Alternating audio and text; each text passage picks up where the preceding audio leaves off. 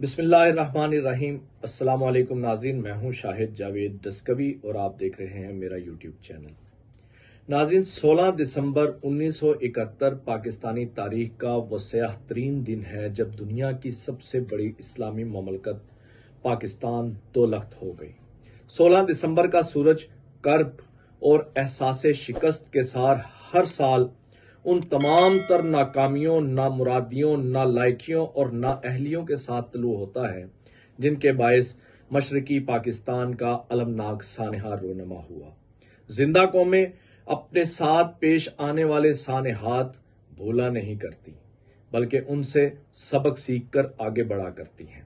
سوال یہ ہے کہ نصف صدی پہلے پاکستان ٹوٹ گیا، دو لخت ہو گیا، کیا ہم نے اس سانحے سے سبق سیکھا یا نہیں؟ اس نصف صدی میں ہونا تو یہ چاہیے تھا کہ ہم ایک قوم بن کر ابھرتے اور عالم اسلام کی ایک ایسی طاقت بن کر کھڑے ہوتے جو دنیا بھر کے مظلوم مسلمانوں کی امیدوں کا سہارا ہوتی۔ روئے زمین کے کسی کونے میں مسلمان کو تکلیف پہنچتی، ہم اس کی دلجوئی ہی نہ کرتے بلکہ اس کے ساتھ ہونے والے مظالم کا مداوا بھی کرنے کے قابل ہوتے، لیکن ایسا نہیں ہو سکا۔ آپ خود دیکھ لیں کہ بنگلہ دیش آج کہاں کھڑا ہے اور ہم کہاں کھڑے ہیں۔ جب ہم اس بات کا جائزہ لینے کی کوشش کرتے ہیں تو ہمیں مایوسی کے سوا کچھ نہیں ملتا کہ وہ ہم سے کتنا آگے چلا گیا ہے اور ہم کتنا پیچھے ہیں۔ ہم تو دونوں ملکوں کے درمیان موازنہ کرنے کی پوزیشن میں بھی نہیں ہیں۔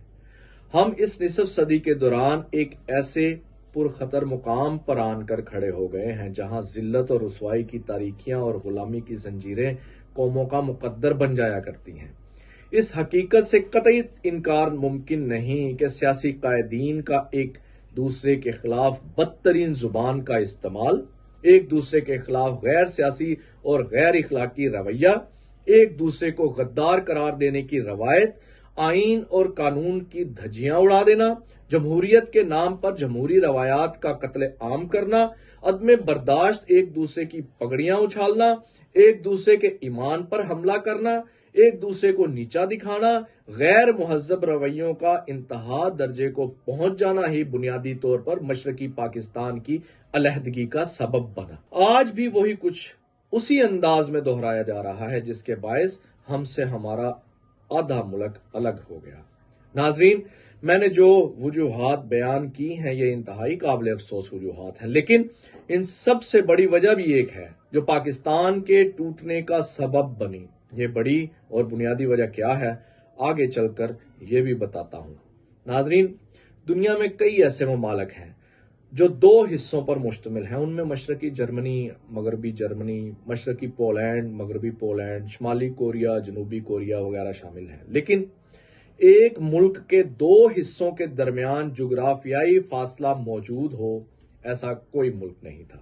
اس لیے پاکستان کو ایک لحاظ سے یہ انفرادیت حاصل رہی کہ اس کے دو حصوں کے درمیان 1000 میل کا فاصلہ تھا۔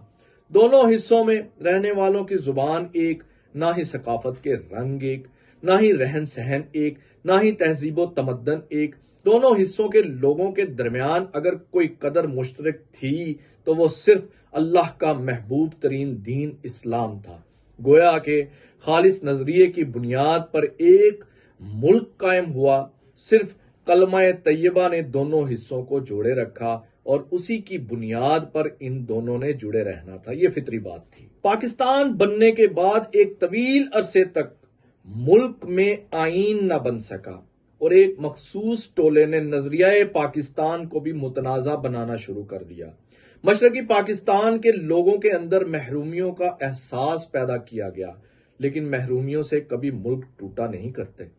ہم نے پاکستان بننے کے بعد مشرقی پاکستان کے نظام تعلیم کو تبدیل نہ کیا اور وہاں اساتذہ کی اکثریت ہندو تھی جنہوں نے مشرقی پاکستان کے نوجوانوں کے دلوں میں مغربی پاکستان کے خلاف زہر گھولا، بدگمانیاں پیدا کی۔ انہیں بتایا گیا کہ لاہور کی سڑکوں سے مشرقی پاکستان کی پٹسن کی بو آتی ہے۔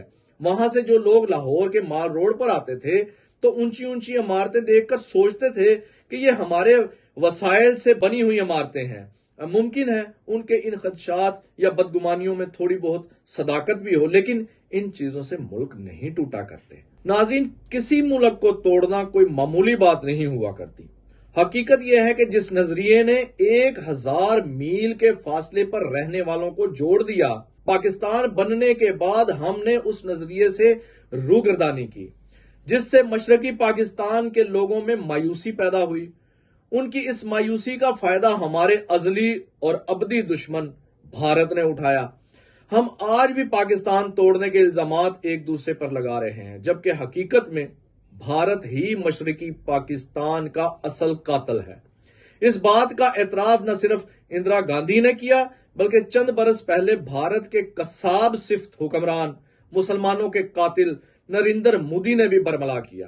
اندرا گاندھی نے تو جوش خطابت میں یہاں تک کہہ دیا تھا کہ آج ہم نے 2 قومی نظریے کو خلیج بنگال میں ڈبو دیا ہے۔ اس کھلے اعتراف کے باوجود ہمارے ہاں نام نہاد دانشوروں کا ایک ٹولہ ماننے کے لیے تیار نہیں ہے۔ وہ آج بھی بھارت کو کلین چٹ دینے کے لیے تیار بیٹھا ہے، کیونکہ جب بھی سقوط ڈھاکہ اور بھارت کی کارستانیوں کی بات کی جائے تو وہ کہتے ہیں کہ گڑے مردے اکھاڑو مت، ان کا کوئی فائدہ نہیں ہوگا، ہمیں ماضی کو بھول جانا چاہیے۔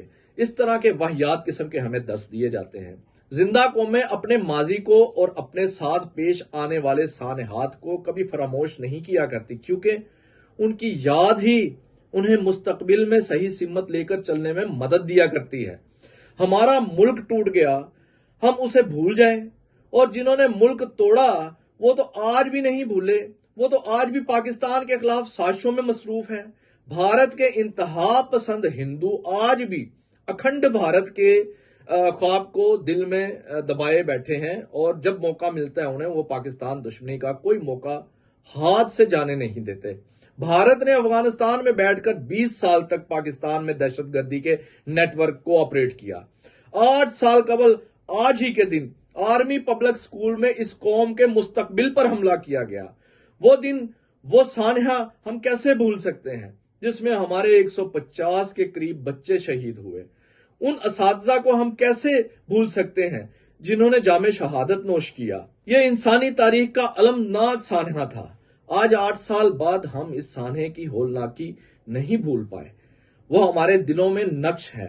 مائیں آج بھی اپنے بچوں کی راہ تک رہی ہیں، ان کے آنسو خشک نہیں ہو رہے۔ اسی طرح وہ بچے جنہوں نے اپنے والدین اس سانحے میں کھوئے ہیں، وہ یتیمی کا کرب سہ رہے ہیں، لیکن سفاک دشمن کے کلیجے میں اتنا خون بہا کر بھی ٹھنڈ نہیں پڑی۔ وہ آج بھی پاکستان کے خلاف سازشوں کے تانے بانے بن رہا ہے۔